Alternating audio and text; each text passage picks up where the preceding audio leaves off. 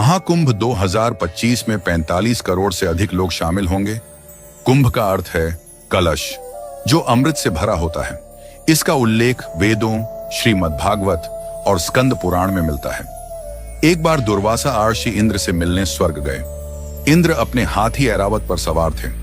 दुर्वासा ने इंद्र को फूलों की माला भेंट की, जिसे इंद्र ने अपने हाथी की सूंड पर रख दिया।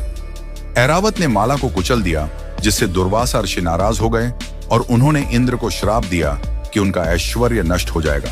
इस श्राप के प्रभाव से असुरों ने स्वर्ग पर आक्रमण कर दिया और देवताओं को पराजित कर दिया। देवता ब्रह्मा जी के पास गए, जिन्होंने उन्हें विष्णु जी से सलाह लेने की सलाह दी।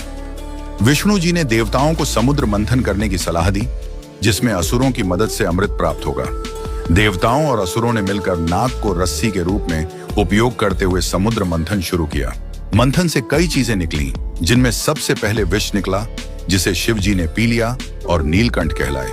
इसके बाद कई रत्न, लक्ष्मी जी और अंत में धन्वंतरी अमृत कलश लेकर प्रकट हुए। असुर अमृत कलश लेकर भाग गए, लेकिन विष्णु जी ने मोहिनी रूप धारण करके देवताओं को अमृत पिला दिया। 12 दिनों तक देवताओं और असुरों के बीच युद्ध हुआ। इस दौरान इंद्र के पुत्र जयंत ने अमृत कलश को हरिद्वार, उज्जैन, नासिक और प्रयागराज में छुपाया। इन स्थानों पर अमृत की बूंदें गिरने से नदियों का जल अमृतमय हो गया।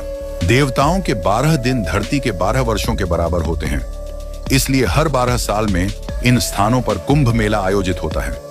प्रयागराज में गंगा, यमुना और अदृश्य सरस्वती का संगम होता है, जिसे त्रिवेणी संगम कहते हैं। यहाँ स्नान करने से पापों का नाश होता है। प्रयागराज को तीर्थों का राजा कहा जाता है, जहाँ एक डुबकी से 100 गुना अधिक पवित्रता प्राप्त होती है।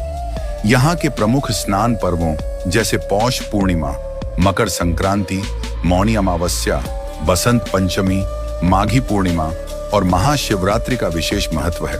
महाकुंभ में स्नान करने का यह अवसर पापों से मुक्ति और मोक्ष प्राप्ति का मार्ग प्रदान करता है।